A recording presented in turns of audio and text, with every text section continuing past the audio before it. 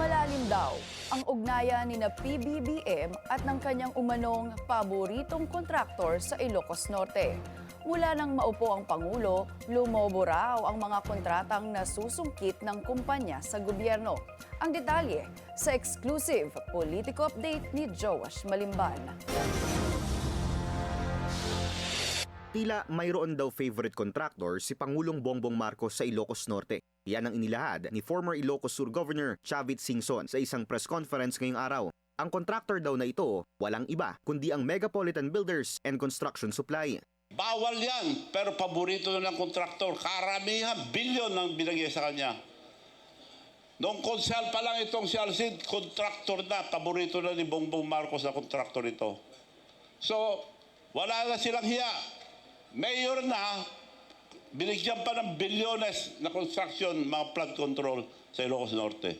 Una nang iniulat ng Billionaire News Channel na direktang pagmamayari ni incumbent Lawag City Mayor James Brian Alcid ang Megapolitan Builders. Hanggang sa kasalukuyan, pangalan niya ang nakalagay bilang Authorized Managing Officer ng kumpanya sa DPWH Contracts. Kahit na 2022 pa siya nagsimulang umupo sa pamahalaan bilang konsehal. Matapos i-endorso ng Team Marcos noong 2025 elections, tinalo niya sa pagkaalkalde ng Lawag City si former Mayor Michael Marcos Quion, isang kilalang kritiko ng pamilyang Marcos kahit na pinsang buo siya ni PBBM.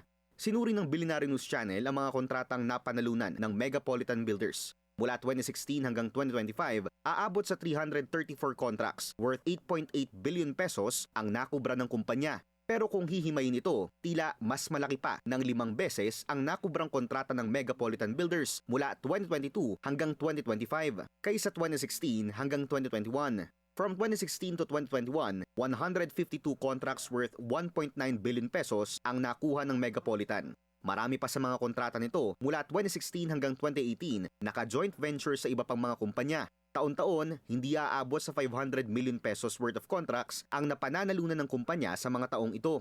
Pero pagputok ng 2022, kasabay ng pagiging konsehal ni Alcid at pag-upo bilang Pangulo ni PBBM, biglang umakyat sa 917 million pesos ang presyo ng mga kontratang nakuha ng Megapolitan Builders. Pagsapit ng 2023, dumoble ito sa 2 billion pesos. 2 billion pesos worth of contracts muli noong 2024 at 1.8 billion pesos naman noong 2025. Sa kabuuan, aabot sa 6.9 billion pesos ang presyo ng mga kontratang nakuha ng kumpanya sa loob lang ng 3 taon mula 2022. Malayong malayo sa 1.9 billion pesos worth of contracts na nakuha nito sa loob ng 5 taon mula 2016 hanggang 2021.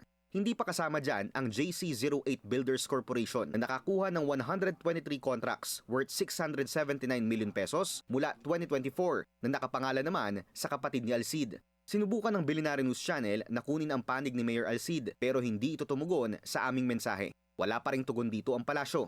Joash Malimban, Billionaire News Channel.